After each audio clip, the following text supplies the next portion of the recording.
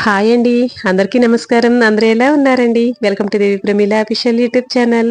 Food donate చేస్తామని చెప్పేసి మీకు ఆల్రెడీ మన పాత వీడియోస్‌లో పెట్టాను కదండీ! అలాగే ఈ నెల కూడా చక్కగా అనాథాశ్రమానికి మన చేతులతో మనమే స్వయంగా చక్కగా వండి, వాళ్ళతో వెళ్ళి కాసేపు టైం స్పెండ్ చేసి, వాళ్ళకి భోజనం వడ్డించి, వాళ్ళ కళ్ళల్లో ఆ ఆనందాన్ని, వాళ్ళు ఇచ్చే తీపి గుర్తుల్ని తీసుకొని రావడం అనేది ప్రతి నెల కామన్‌గా జరుగుతూనే ఉంటుందండి. అలాగే ఈ నెల కూడా మేము పెట్టిన ఆ ఫుడ్ డొనేషన్ అయితే మీకైతే ఇప్పుడు చూపిస్తాను. ఎలా వండాము ఏంటనేది. సరదాగా చూసేసేయండి మరి. ముందైతే వీడియోకి అయితే ఒక చిన్న లైక్ అయితే ఇవ్వండి మరి. అలాగే సబ్స్క్రైబ్ కూడా చేసుకోండి ఛానల్‌ని అయితే. ఇక ఏంటంటే ముందు ఎర్లీ మార్నింగే పూజ అయితే చేసేసుకోవడం అలవాటండి. ఇంకా ఆ రోజైతే 5 గంటలకే అయిపోతుంది. 5 గంటలకే ముందు ఇంట్లో పూజ అన్నీ కంప్లీట్ అయిపోయిన తర్వాత ఇక ఇంట్లో కావాల్సిన సరుకులన్నీ కూడా ముందు రోజే తెప్పించేసుకుంటానండి. ఇక అలాగే వంట అయితే స్టార్ట్ చేసేసాను. ముందుగా అయితే ఫస్ట్ కుంట చక్కగా అగ్నిదేవుడికి నమస్కరించుకొని కాస్త వినాయకుడికి అలాగా చిన్న బెల్లం గడ్డ నైవేద్యంగా పెట్టిన తర్వాత స్వీట్ అయితే వండేస్తానండి. ఆ స్వీట్ కూడా ఈరోజు పరమాన్నం అయితే చేసేసానండి. ఈ స్వీట్లో నేను వేసేదండి 2 గ్లాసుల బియ్యం అండి. దాంట్లో 1 కప్పు సగ్గుబియ్యం అయితే వేస్తాను, చిన్న కప్పు. ఇక 4.5 లీటర్ల పాలు వేసానంటే దాంట్లో 1 లీటర్‌న్నర నీళ్ళైతే వేస్తానండి. వేసి చక్కగా పాలల్లోనే 2 గ్లాసులన్నర ఆ సగ్గుబియ్యము, చక్కగా రైసు కూడా చక్కగా మెత్తగా ఉడికిపోవాలండి. మెత్తగా ఉడికిపోయిన తర్వాత స్వీట్‌కి సరిపడా బెల్లం వేసుకొని చక్కగా జీడిపప్పు, కిస్మిస్, నెయ్యి, యాలకుల పొడి ఇలా చక్కగా వేసేసుకొని స్వీట్ అయితే రెడీ అయిపోతుందండి. క్రీమీ స్ట్రెచర్ తోటి చాలా చాలా నోట్లో వేసుకుంటే అలా కరిగిపోద్దండి. చాలా మంది ఈ స్వీట్‌ని ఇష్టపడతారండి. అందుకని చెప్పి ఎక్కువగా సేమ్యా ఒకటి, ఈ పరమాన్నం ఒకటి పెద్దవాళ్ళండి మన సైడ్ వాళ్ళే కాబట్టి ఎక్కువగా ఈ స్వీట్‌లే ఇష్టపడతారండి. రెడీమేడ్ స్వీట్‌లనేది అంత ఇష్టపడరు.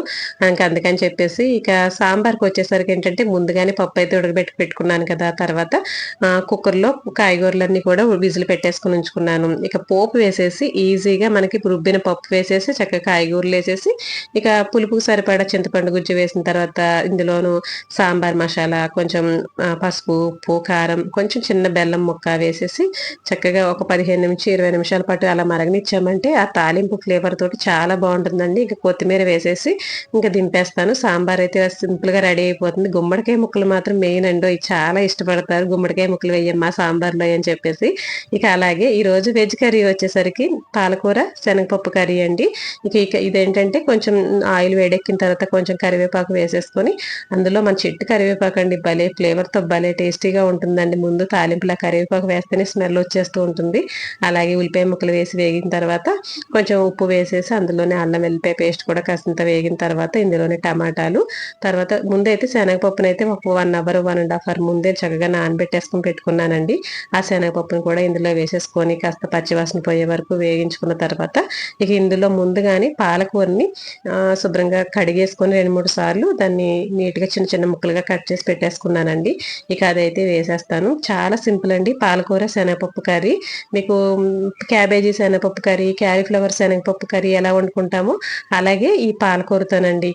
పాలకూరకి కొంచెం ఉప్పు గుణం ఎక్కువగా ఉంటుందండి. కాబట్టి ఆల్రెడీ మనం ఉల్లిపాయ ముక్కల్లో వేసాం కాబట్టి కొంచెం చూసుకొని వేసుకుంటే సరిపోతుంది. ఒక 15 నిమిషాలు మగ్గనిచ్చిన తర్వాత అందులో పసుపు, సరిపడా కారము వేసుకొని చక్కగా 2 కలుపుకున్న తర్వాత గ్రేవీకి సరిపడా వాటర్ అయితే వేసుకోవాలండి. శనగపప్పు ఉడకడానికి కూడా మనకి గ్రేవీకి సరిపడా వాటర్ పోసుకున్న తర్వాత ఒక 15-20 నిమిషాల పాటు నిదానంగా మీడియం మంట మీద పెట్టామంటే చక్కగా ఉడుకుతుందండి కర్రీ. ఇక ఇందులో దింపే ముందు ఏంటంటే కొంచెం ధనియాల పొడి, కొంచెం గరం మసాలా ఈ 2 వేసుకొని మళ్ళీ ఒక 5 నిమిషాల పాటు చక్కగా ఉడికిన తర్వాత కొత్తిమీర వేసుకొని దింపేసుకోవడమేనండి. కర్రీ చాలా సింపుల్, చాలా ఈజీ. చిన్నపిల్లలైతే పప్పుల కూర అని చెప్పి కొంచెం ఆ మసాలా ఫ్లేవర్ కూడా వస్తుంది కదా, చాలా ఇష్టపడి తింటారండి. ఒకసారి అయితే మీరు కూడా ట్రై చేయండి ఇలాగా. ఈ రోజు వండిన వంటలన్నీ కూడా మీకు చూపిస్తే లెంతీ అయిపోతదండి వీడియో. అందుకని చెప్పేసి సింపుల్‌గా చూపిచ్చేస్తున్నాను. చికెన్ కర్రీ చేశానండి, సాంబారు, తర్వాత పరమాన్నము, పాలకూర, శనగపప్పు కర్రీ, దాంతో పాటు బగారా రైస్ అయితే చేశానండి వెజిటబుల్స్ అవి వేసి. ఇక రైస్ అనేది కామన్ కదా! ఇదిగోండి రైస్ కూడా చక్కగా రెడీ అయిపోయింది. ఈ రైస్ వచ్చేసరికి దగ్గరగా 7 కేజీల రైస్ అయితే పెట్టానండి. 7 కేజీల రైసు, తర్వాత 4 కేజీల బగారా రైసు. మొత్తం 85 మెంబర్స్ అన్నారండి. కానీ వాళ్ళు ఉంటే గనక చక్కగా సాయంత్రం పూట కూడా తింటారు కదండీ! అందుకని చెప్పి కాస్త ఎక్కువగానే పట్టుకెళ్తున్నాము. ఇలా చక్కగా రైస్‌లో కూడా ఏంటంటే కాస్త ఉప్పు, నూనె వేయాలండి. వేస్తే మనకి రైస్ అనేది పొడి పొడిలాడుతూ ఉంటుంది.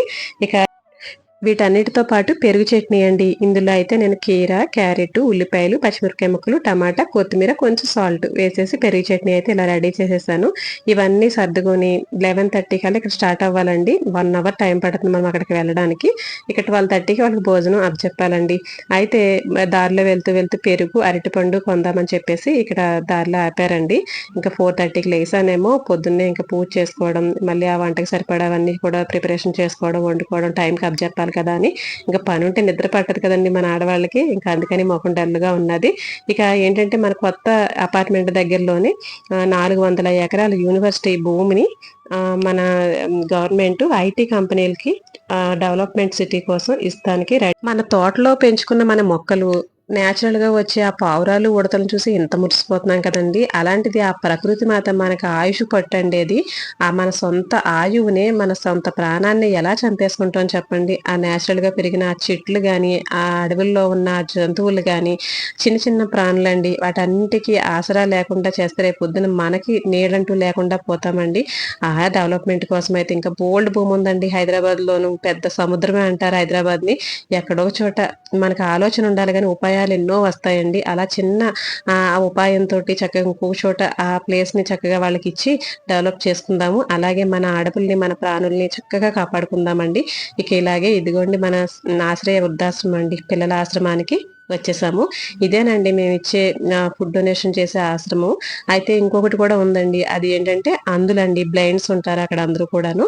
అయితే వాళ్ళకి కూడా ఇస్తాము. అది మీకు ఇంకోసారి చూపిస్తాను. ఆల్రెడీ మన షార్ట్ వీడియోస్ లో పెట్టానండి మీకు. ఇక చాలా ఓపెన్ ప్లేస్ ఉంటుందండి. ఒక పక్కనే వాళ్ళకి హాస్పిటల్, ఇంకొక పక్క వాళ్ళు ఉండడానికి రూములు, ఇంకొక పక్క పెద్ద కిచెన్, తినడానికి భోజనం హాలు, ఇవన్నీ కూడా కట్టి ఇలా ఓపెన్ ప్లేస్ లో చెట్ల మధ్యన బాగుంటుందండి. పిల్లలు కూడా ఉంటారు ఇక్కడ ఆడుకోవడానికి. అది ఓపెన్ ప్లేస్ తో ఇలా ఉంటుంది. ప్రతి నెల పెట్టే ఫుడ్డేనండి, మనం రోజు తినే ఫుడ్డే. కానీ అది ఇంకొకరికి పెట్టినప్పుడు వచ్చే సంతోషం అంతా ఇంత కదండి. వాళ్ళకి కూడా చూడండి ఎంత పొగుడుతున్నారంటే అసలు పొగట్టం కదండి, అది పెట్టడానికి మనకి కూడా ఒక అదృష్టం ఉండాలండి. ఇలాంటి వాళ్ళు ఉంటేనే కదా మనం పెట్టడానికి అర్హులం అవుతాము. అలాగే ఇదిగోండి అసలు ఆ ఫుడ్ ఇంకా కారు వచ్చిందంటే చాలండి, వచ్చేస్తారు చక్కగా ఫుడ్ పట్టుకెళ్ళడానికి. ఇంకా టైం అయిపోయింది, పాపం ఆకలితో ఉన్నారేమో.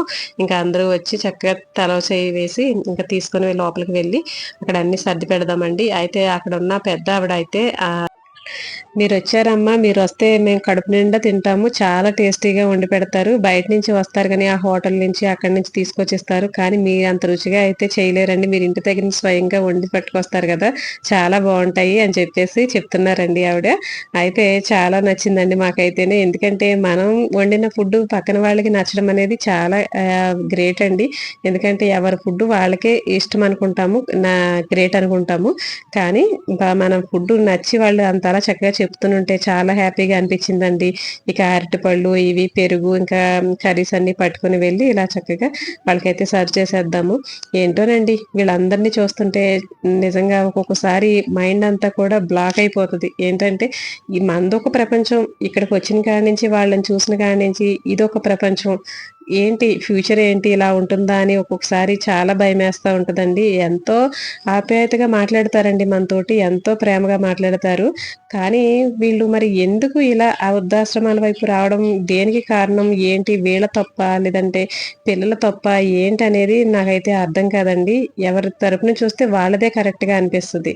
కానీ ఇలాంటి వాళ్ళని ఈ టైంలో ఇలా వదలడం మాత్రం కరెక్ట్ కాదని అనిపిస్తుందండి. కానీ అవతల వాళ్ళ పొజిషన్ ఎలా ఉన్నదో ఏంటో కూడా అది కూడా మనం ఆలోచించాలి కదండి.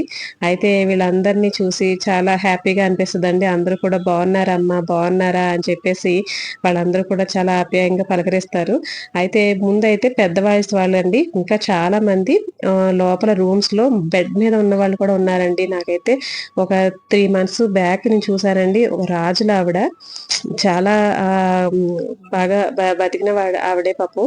కానీ పరిస్థితి బాగోక ఇక్కడ చాన్నాలు బట్టి ఉంటున్నారంటండి. ఆవిడ ప్రతి ఇంకా షుగర్ ఉండి బెడ్ కి అంకితం అయిపోయారు. చాలా బాధ అనిపించిందండి. ఇంకా ఆవిడైతే రావట్లేదు అనేసరికి ఇంకా అలా ఒక 4-5 అయితే బెడ్ మీదేనంటండి. వాళ్ళకైతే ప్లేట్లలో పట్టుకెళ్ళి ఇచ్చేసారు.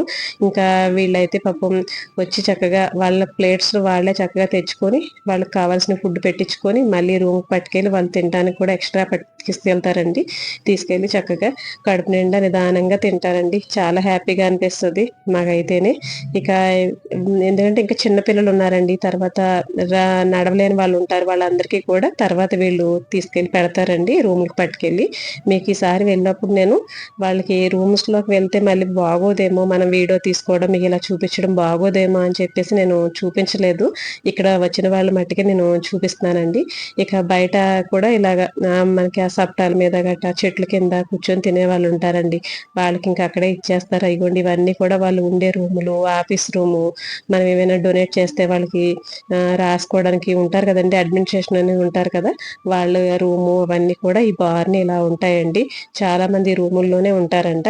ఇంకా ఇదండి చూసారు కదా, వాతావరణం కూడా చక్కగా పెద్దవాళ్ళకి కానీ పిల్లలకు కానీ అనుకూలంగా చక్కగా ఓపెన్గా చాలా బాగుంటుందండి సాయంత్రం పూట అయితే.